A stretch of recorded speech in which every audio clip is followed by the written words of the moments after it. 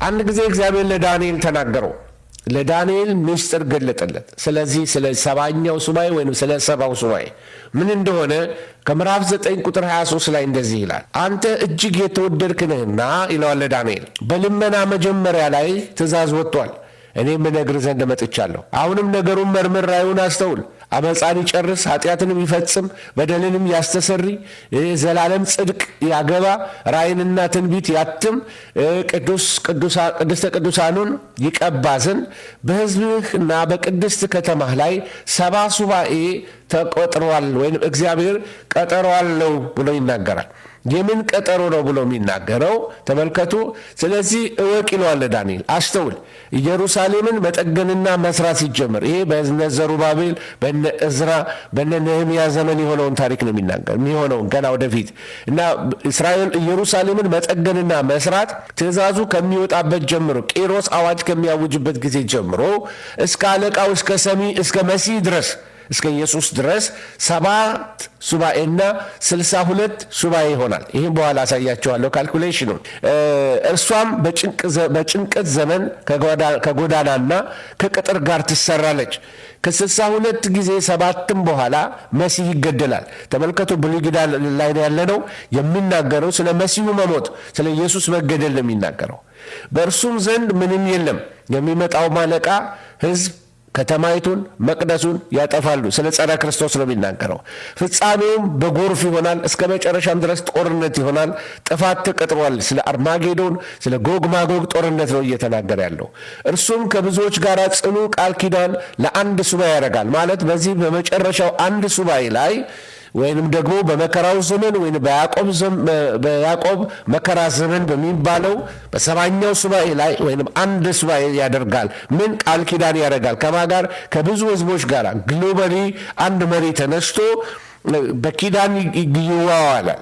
በሱባኤ እኩሌታ ወይም ደግሞ ልክ የ7 ዓመት በኋላ መጣላቸዋለሁ እንትኑ ይፈርሳል፣ ኪዳኑ ይፈርሳል ከጸረ ክርስቶስ ጋር ያለው።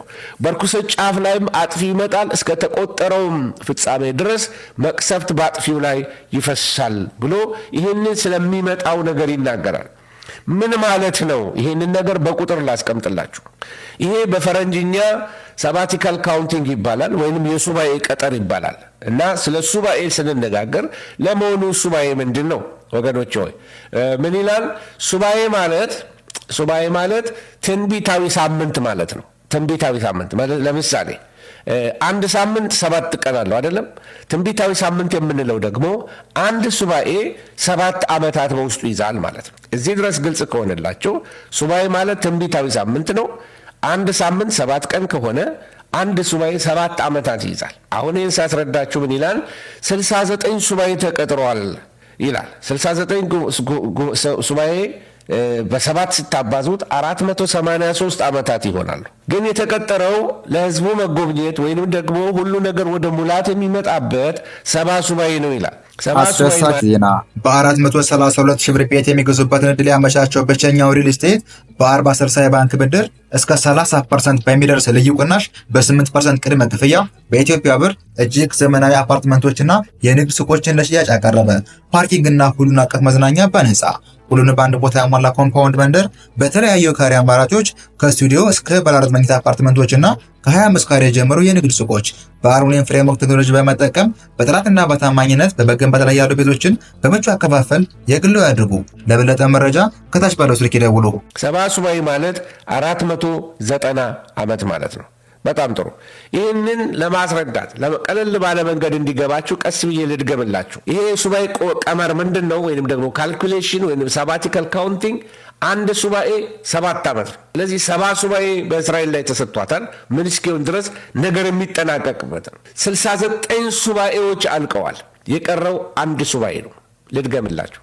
69 ሱባኤዎች አልፈዋል። 483 ዓመታት አልፈዋል። ትንቢቱ ከተነገረ በኋላ ከተፈጸመ በኋላ አንድ ሱባኤ ይቀራል። 69 ሱባኤ ብሎ ቆሟል።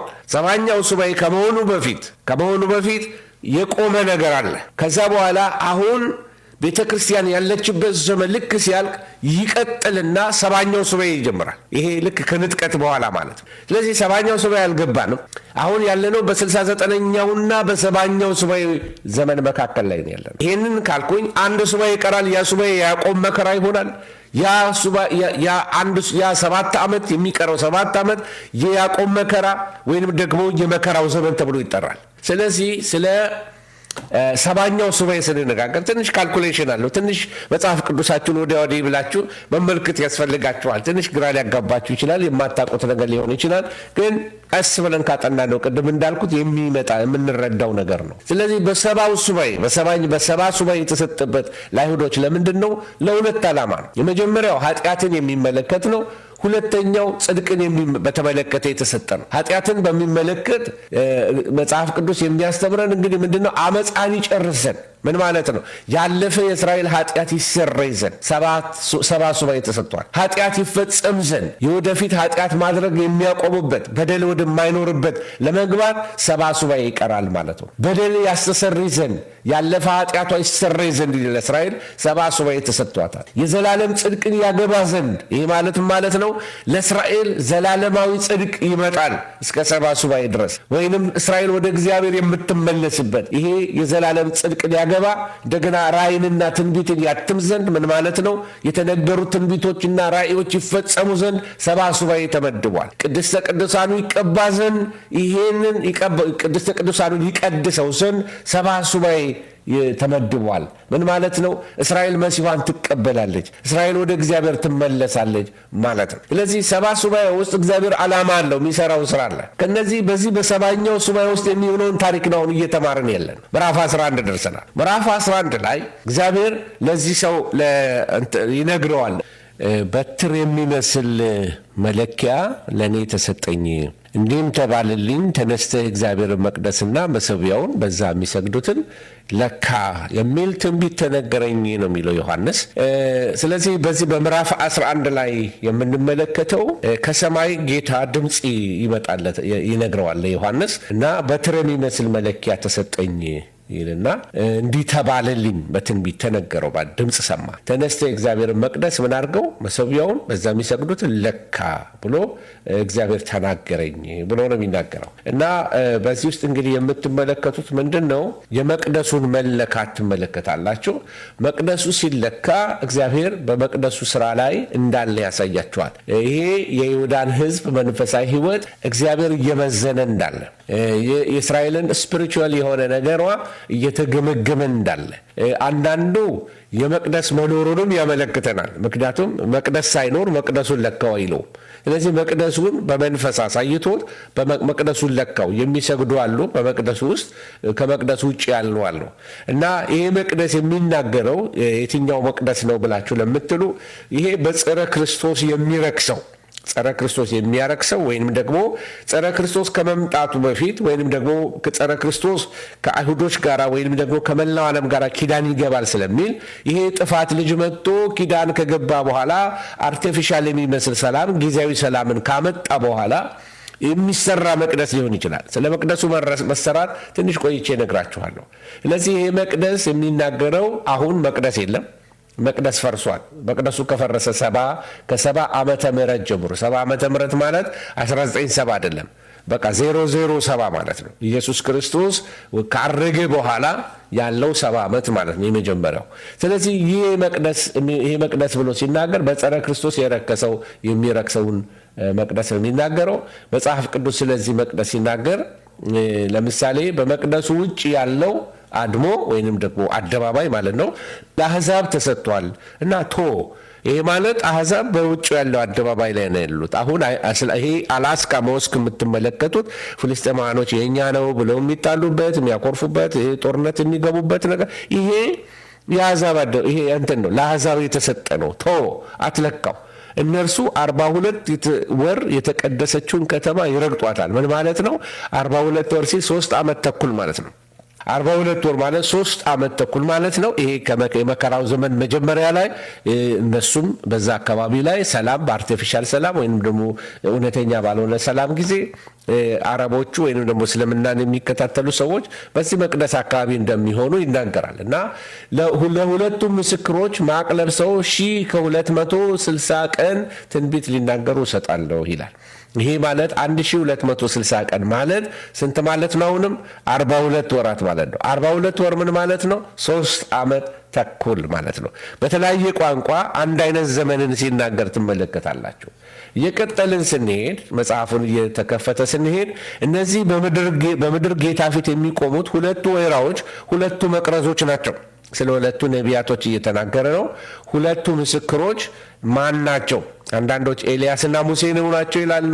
አንዳንዶች ሙሴና ሄኖክ ናቸው ይላሉ።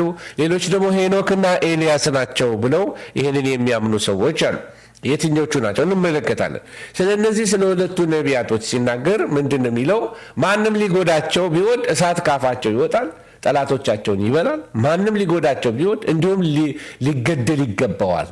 እነዚህ ትንቢት በሚናገሩበት ወራት ዝናብ እንዳይዘንብ ሰማይን ሊዘጉ ስልጣን አላቸው። ውሃዎችን ወደ ደም ሊለውጡ በሚፈልጉበትም ጊዜ ሁሉ በመቅሰፍት ሁሉ ምድርን ሊመቱ ስልጣን አላቸው። ምስክራቸውንም ከፈጸመ በኋላ ከጥልቁ የሚወጣው አውሬ ይገላቸዋል፣ ያሸንፋቸውማል፣ ወይንም ደግሞ ይዋጋቸዋል፣ ያሸንፋቸውማል፣ ይገላቸውማል ብሎ ስለ እነሱ ይናገራል። ሲቀጥል አሁንም በድናቸው ደግሞ በኢየሩሳሌም ለ3 ቀን ተኩል ተመልከቱ። ይሄ 3 ቀን ተኩል ሲደጋገም ታያላችሁ። 3 ዓመት ተኩል ትመለከታላችሁ። በድናቸው በውጭ አደባባይ ተጥሎ እንደ ውሻ በድናቸው ወደ መቃብር አይገባም ብለው ሲከለክሉ ታያላችሁ። እነዚህ ሁለት ነቢያት በምድር ላይ የሚኖሩትን ስላሰቃዩ በምድር የሚኖሩት በእነርሱ ደስ ይላቸዋል። በመሞታቸው ማለት ነው። በደስታ ይኖራሉ፣ እርስ በርሳቸውም ስጦታ ይሰጣጣሉ እየተባለ በመጽሐፍ ተጽፏል። ምን ቢያደርጓቸው ነው እነዚህን የእግዚአብሔር ሰዎች እንዲጠሏቸው? እንመለከተዋለን። ታሪኩ እየቀጠላችሁ ስትመለከቱ ከ3 ቀን ተኩል በኋላ ይላል መጽሐፍ ከእግዚአብሔር የወጣ የሕይወት መንፈስ ምን አደረገባቸው? ገባባቸው ይላል። ስለዚህ እግዚአብሔር መንፈስ የሕይወት መንፈስ ሲመጣ የሞተን እንደሚያስነሳ ይሄ ትንሣኤ ነው የምትመለከቱት። የሞቱት ሲነሱ ከ3 ቀን በኋላ ትመለከታላችሁ። ታላቅ ፍርሃት በሚመለከቱት ላይ ወደቀባቸው። ከሰማይም ወደዚህ ውጡ የሚላቸውን ታላቅ ድምፅ ሰሙ። ጠላቶቻቸውም እየተመለከቷቸው ወደ ሰማይ በደመና ወጡ። ሃሌሉያ! ይሄ የእግዚአብሔር ተአምር ነው። አንዱ የምንመለከተው ትንሣኤ ሲሆን ንጥቀት ሲሆን ትመለከታላችሁ። ይሄ ንጥቀት ለሁለቱ ነቢያት እንጂ ሌሎች አብረው ሲነጠቁ አትመለከቱም። ወደዚህ ውጣ ብሎ ሲለው ልክ ዮሐንስ ምዕራፍ 3ን ሲጨርስ ምዕራፍ 4 ሲጀምር ቤተ ክርስቲያን ስትነጠቅ ወደዚህ ውጣ ሲለው ትመለከታላችሁ። በላይ ሲወጣ 24ቱ ሽማግሌዎችን አክሊላቸውን አውልቀው በጉን ሲያመልኩ ኢየሱስን ሲያመልኩ ይመለከታል። እዚህ ቦታ ላይ ደግሞ ወደዚህ ውጣ የሚለው ድምፅ ራፕቸርን ነው የሚያሳየው፣ ንጥቀትን ነው የሚያሳየው። ምዕራፍ ተመልከቱ። እየቀጠልን ስንሄድ በዛ ጊዜ ንጥቀት ከሆነ በኋላ የነዚህ የሁለቱ ነቢያቶች ንጥቀት ከሆነ በኋላ ታላቅ የምድር መናወጥ ሆነ። ከከተማይቱም 10ኛው እጅ ወደቀ፣ ማለት ህንፃዎች ይፈርሳሉ። በመናወጥ 7000 ሰዎች ይገደላሉ። እዚሁ ላይ የምትመለከቱት ነው። የቀሩት ደግሞ ፍርሃት ያዛቸው። ሳይኮሎጂካል ትራማ ነው ራሱ ፍርሃት። ለሰማዩ አምላክ ክብር ሰጡ ሲል ወደ ጌታ ተመለሱ ማለት አይደለም። እግዚአብሔርን ፈሩ፣ ምን ሊያመጣብን ይሆን ብለው። ሁለተኛ ወዩ አልፏል፣ እነሆ 3ኛው ወዩ በቶሎ ይመጣል። 7ኛው መልአክ ነፋ። በሰማይ የተነገረ ነው። ይሄ ገና ኢየሱስ አልመጣም። በሰማይ የዓለም መንግስታት ለጌታችን ለእርሱ ለክርስቶስ ሆነች፣ ለዘላለም እስከ ዘላለም ይነግሳል የሚል አዋጅ ሲታወጅ ይሰማል። ከዛ ወደ 24ቱ ሽማግሌዎች ሲመለስ ያላችሁ ምዕራፍ 4 ላይ ያገኘናቸው በእግዚአብሔር ፊት በዙፋኖቻቸው የተቀመጡ 24 ሽማግሌዎች በግንባራቸው ተደፍተው ይህንን መዝሙር ይዘምራሉ። ይሄ ንግግር አይደለም፣ ዜማ ነው፣ ግጥማዊ ነው። ውዳሴ ለጌታ ሲያቀርቡለት ትመለከታላችሁ። ዘመን መጣ ትፈርድ ዘንድ፣ በሙታን ላይ ትፈርድ ዘንድ፣ ምድርን ያሰቃዩአትን ልትቀጣ ዘመን መጣ እያሉ ግጥም ሲገጥሙ ትመለከታላችሁ። ከዛ መጨረሻ ላይ ሲጨርስ ምንድን ነው የሚለው? በሰማይ ያለው የእግዚአብሔር መቅደስ ተከፈተ፣ ታይቶ የማይታወቅ ነገር ታቦት ተመለከቱ። በመቅደሱ ታየ መብረቅ። ይሄ ታቦት እዚህ ጽዮን ማርያም አለ የሚባለው አይነት ታቦት አይደለም። ይሄ ሌላ ታቦት ነው የምንነጋገረው። ሙሴ ኮፒ አድርጎ የሰራው ነው። እና መብረቅ፣ ድምፅ፣ ነጎድጓድ፣ የምድር መናወጥ፣ ታላቅም በረዶ ሆነ ብሎ የእግዚአብሔር ቁጣ ወደ ምድር ላይ ቀጥሎ የምትመለከቱት የጽዋ ፍርድ ሲጀምር ትመለከታላችሁ። እሺ ይህንን ካልኳችሁ አንዳንድ መግቢያ ላይ ለመናገር ያህል ለምንድን ነው በድንገት ስለ ቤተ መቅደስ መናገር የሚጀምረው? በሚመጣው ዘመን ቤተ መቅደሱ ምን ያህል ያስፈልጋል? አያችሁ፣ እነዚህ መጠየቅ ያስፈልገናል። ከትንቢት ጋር ምን ያያይዘዋል? ቤተ መቅደሱና ትንቢት መሰራት አለመሰራቱ ምንድን ነው? ሁለተኛ የሚያነሳው ስለማን ነው? ስለ ሁለቱ ምስክሮች ነው። እነዚህ ሁለቱ ምስክሮች እነማን ናቸው? ከዛ ደግሞ ተልኳቸውስ ምንድን ነው? እነሱ እንመለከታለን። ሶስተኛው ደግሞ ይህ አውሬው ማን ነው? ከባህር ውስጥ የወጣ አውሬ ማን ነው? ለምን ከጥልቁ ይመጣል? ይህንን እንነጋገራለን። ከዛ ደግሞ ሁለቱ ምስክሮች ሲገደሉ ዓለም ሁሉ ለምንድን ነው በደስታ እንደገና በዓልና ስጦታ የሚሸላለመው? ለምን? ምን አጠፉ እነዚህ ሰዎች? ለምንድን ነው ዓለም የጠላቸው? ይሄ ስለዛ ዘመን መልክ ምን ያሳየናል? በዛ ዘመን ስለነበረው ሕዝብ፣ በዛ ዘመን ስለነበረው መንፈሳዊነት፣ ስለ እስራኤል እንደው መጽሐፍ ቅዱስ የሚናገረው ሰዶም ብሎ ነው የሚጠራት፣ ግብፅ ብሎ ነው የሚጠራት። ምን ማለት ነው? ስለሱ እንነጋገራለን። ሌላው የኪዳኑ ታቦት መጨረሻ ላይ ሲገለጥ ትመለከታላቸው። ማንም ያላየው ታቦት በሰማይ ሲከፈት ታቦቱ ሲገለጥ በሰማይ ትመለከታላችሁ። ይሄ በሰባተኛው መለከት ጊዜ ለምን ሆነ? ምን ያገናኘዋል ከጌታ መምጣት ጋር? እሱ እንመለከታለን። ትንሽ ስለ ቤተ መቅደሱ ስንነጋገር የቤተ መቅደስን ጅማሬ ከዚህ በፊት አስተምሬዋለሁ። እርግጠኛ ነኝ ታስታውሳላችሁ ብዙዎቻችሁ። ቤተ መቅደሱ ይሄ የሙሴ የሰራት ቤተ መቅደስ ወይም የሙሴ ድንኳን ታበርናክል ወይም ሚሽካን ተብላ ትጠራለች። እና ይሄ 3 ክፍል አለው። የውጭው አደባባይ ቅድስተ ቅዱሳን የእግዚአብሔር ደመና ከላይ የሚያርፍበት ይሄ የሙሴ ድንኳን ናት። የተሰራው ከቆዳ ከእንስሳ ቆዳ ከበፍታ ጨርቅ ከምናምን የተሰራው። ነገር ግን መታችሁ ወደ ሰለሞን መቅደስ ስትመጡ ደግሞ የሰለሞን መቅደስ በአንደኛ ነገሥት ላይ እንደምትመለከቱት በጣም የተሽቆጠቆጠ በጣም ትልቅ ክብር ያለው በጣም ጃይንት በዘመኑ ከነበሩት አለ የሚባል ቤተ መቅደስ እንደሆነ ትመለከታላችሁ። ከዛ ሲቀጥል ውስጡን ስትመለከቱ ውስጠኛው ክፍል በወርቅ የተለበጠ ነበረ። ናቡከደነጾር መጥቶ የውስጥ ይሄ በወርቅ የተለበጠውን ይህን ያማረውን የመቅደሱን ዕቃዎች በቃ አይኑ ያረፈው እዛ ጋር በቃ የእስራኤል ሀብት የእስራኤል ገንዘብ የእስራኤል ብልጥግና የነበረው ቤተ መቅደስ ውስጥ ነበረ እንዳለ። ይህንን ነው ከእግዚአብሔር ጋር ሲጣሉ አካሄዳቸውን አላሳምር ሲሉ ከመቅደሱ መጥቶ ዘርፈው የወሰደው እና ኢቭን ሹካዎቹ ሳይቀር እንኳን የወርቅ ዕቃዎች ነበሩ። እነ ዳሪዮስ የተቀጡት ለዚህ ነው። ወይን ጠጅ የጠጡበት በእግዚአብሔር ዕቃ ወይን ጠጅ ሲጠጡበት በባቢሎን ሲቀጡ ትመለከታላችሁ። ስለዚህ ይሄ ሰለሞን ቤተ መቅደስ ውስጠኛውን ለማሳየት ነው። ምናልባት ስፍራ ለማሳየት ያህል የዘሩባቤል ቤተ መቅደስ ደግሞ አናሳ ናት። በጣም አለች የምትባል አይደለችም። በጣም ትንሽ የሆነች ናት እና የዛን ጊዜ እንደውም ለቅሶ ነበረ። ቀድሞ የነበረውን ቤተ መቅደስ የተመለከቱ አባቶች ሲያለቅሱ ነበረ። የአሁኑኛው ትውልድ ደግሞ በጣም ደስ ብሎት ከምርኮ የተመለሰው የነ ዘሩባቤል ትውልድ ደግሞ ተመልክቶ በእልልታ በጭፈራ በቃ ታላቅ ጩኸት በኢየሩሳሌም ተሰማ። ይቺ ቤተ መቅደሷ ስትታደስ ማለት ነው። የቀድሞዎቹ ክብሩን የተመለከቱ የሰለሞን ቤተ መቅደስን ክብር ያዩ ያለቅሱ ነበር ይላል። ትዝታ ያስለቅሳቸው ነበር። እነዚህኞቹ ደግሞ በትንሹ ደግሞ እግዚአብሔር ያለው ነገር ነበር። ከፊተኛው ቤት ክብር ይልቅ የኋለኛው ቤት ክብር ይበልጣል። የፊተኛው ቤት በወርቅ የተሽቆጠቆጠ ነው። እኔ እግዚአብሔር ምን አለ? ክብሬን በዚህ ያኖራለሁ አለ። ክብር ለእግዚአብሔር ይሁን፣ በትንሹ ቤት ላይ ማለት ነው። እና ለእግዚአብሔር የከበረና ለሰው የከበረ ልዩነቱን ትመለከታላችሁ። ከዛ በኋላ ሄሮድስ ይህንን የዘሩባቤልን ቤተ መቅደስ ለማሳመር ፈልጎ በጣም በትልቅ ሄሮድ አንዱ ከታወቀበት ነገር በአርኪቴክት የታወቀ ሰው ነው። ቂሳሪያን የሰራ እሱ ነው። ለቄሳር ለመወደድ ብሎ የሰራ ነው እና በጣም ይህንን ቤተ መቅደስ ነው ጌታ ኢየሱስ መጥቶ የሌቦች ዋሻ ያደረጋችሁት ብሎ ጌታ ያላከበረው ቤተ መቅደስ ነው። ድንጋይ በድንጋይ ላይ ይፈርሳል ብሎ የተነበየበት ይሄ ቤተ መቅደስ ነው። የሄሮድስ ቤተ መቅደስ ነው። ለዝና የተሰራ ለሰው ክብር የተሰራ ማለት ነው።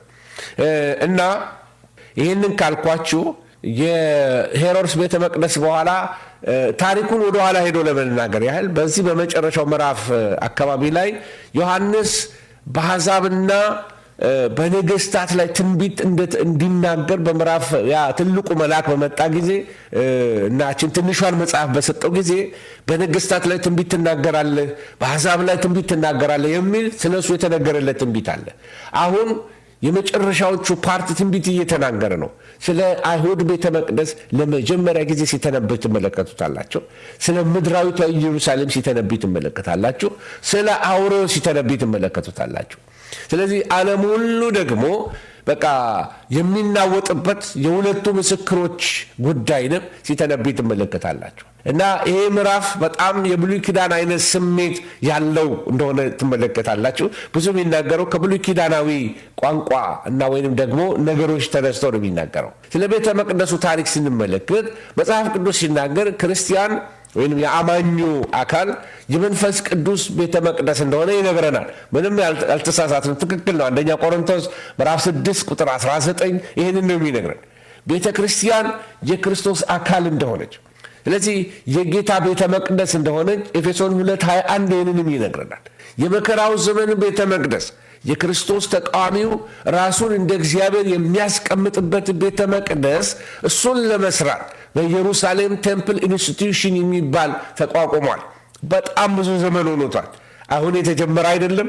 በ1940s ጀምሮ ቤተ መቅደስ የሚሰራ ኢንስቲትዩሽን አላቸው። የቤተ መቅደሱን ልብስ አለባበስ፣ የካህናቶቹን የመስዋዕት ስርዓት፣ የካህናቱን ልብስ፣ የሊቀ ካህናቱ ልብስ፣ መስዋዕቶች፣ እነዚህ ሁሉ እንዴት እንደሚደረጉ የሚያጠና ቴምፕል ኢንስቲትዩሽን የሚባል በኢየሩሳሌም አለ እስካሁን ድረስ እና የሚናገረው ይሄ ቤተ መቅደስ ከተሰራ በኋላ የሚመጣ አለ።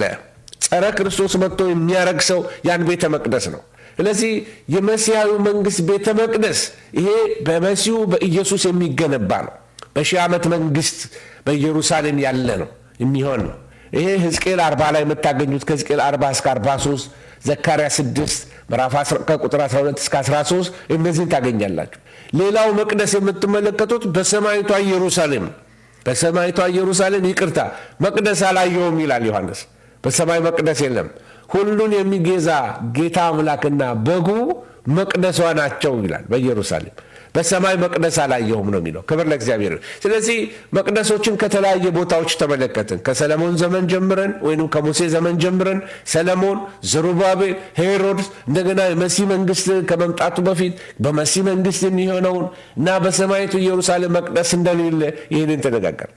ስለ ቤተ መቅደስ ስንነጋገር ቤተ መቅደስ የሚለው ቃል ሁለት ቃላት ትርጉሞች አሉ። አንደኛ ግሪካዊ ቃል አለው። ይሄ ናኦስ የሚል ቃል ታያላችሁ። ናኦስ የእግዚአብሔር መገኘት ያለበትን ቅድስተ ቅዱሳንን ሲጠቅስ ይሄንን ቃል ነው የተጠቀመው።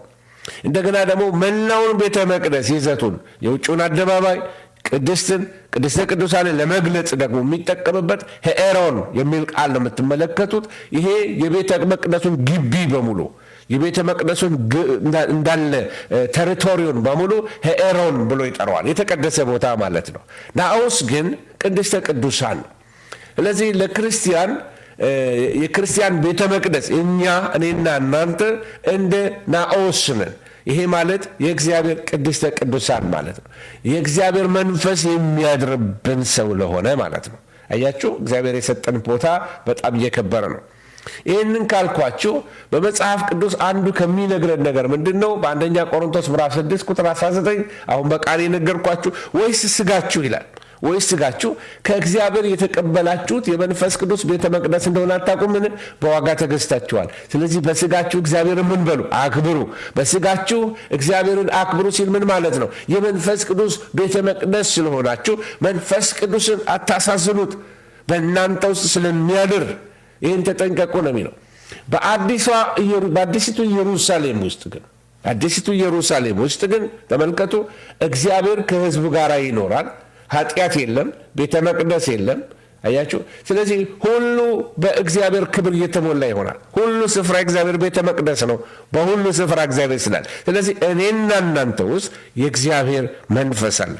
ቤተ መቅደሶች ነን። ለዚህ ነው በሰማይ መቅደስ አላየውም የሚለው። በሰማይ መቅደስ አላየውም የሚለው። ይህንን ካልን ወደሚቀጥለው ደግሞ ስንሄድ መቅደሱ የሚያሳየን ነገሮች አሉ። አይሁዶች በ70 ዓመተ ምህረት ላይ ቅድም እንደተነጋገር ነው የሮማውያን የወደፊት ንጉሥ ሊሆን ያለ ወይንም ቄሳር ሊሆን ያለ ታይተስ የሚባል ሰው ኢየሩሳሌምን በ70 ዓመተ ምህረት ከደመሰሳት በኋላ ከደመሰሳት በኋላ በጨው አረሳት፣ እንደገና ምንም እንዳይበቅርባት። ስለዚህ ቤተ መቅደስ አልነበራትም። እስከ ዛሬም ድረስ ቤተ መቅደስ በአይሁዶች መካከል የላቸው። በዌስተርን ዎል ወይንም ደግሞ በምዕራቡ ግድግዳ አካባቢ ላይ እስካሁን ድረስ አላስካን ሞስክን ተደግፈው እስካሁን የሚጸልዩበት ቦታ አላቸው። ስለታቸውን የሚያስገቡበት ወረቀት እየጻፉ ስለት የሚያስገቡበት ቦታ አላቸው። እስካሁን ድረስ ወደ 2000 ዓመታት በላይ ሆኖታል። አሁን የምንኖረው በዚህ ለአዲሱ ቤተ መቅደስ ዝግጅት የተጠናቀቀበት ጊዜ ውስጥ ነው ያለ ነው። ቅድም ያልኳቸው ቴምፕል ኢንስቲትዩት ኦፍ ተብሎ የሚጠራው በኢየሩሳሌም ያለው ብዙ ዕቅዶችን አውጥተዋል። የመቅደሱ ፕላን ተሰርቶ አልቋል። የህንፃ ስዕሎቻቸው አልቋል። ፓተርኑ ተሰርቷል። ቁሳቁሶች ተሰርተዋል። አልባሳት ተሰርተዋል። ሰዎች ሰልጥነዋል። ካህናት ሰልጥነዋል። ሌዋውያን ተሰብስበዋል። ሁሉን ነገር ሬዲ ሆነው እየጠበቁ ነው ያሉት። ክብር ለእግዚአብሔር ይሁን።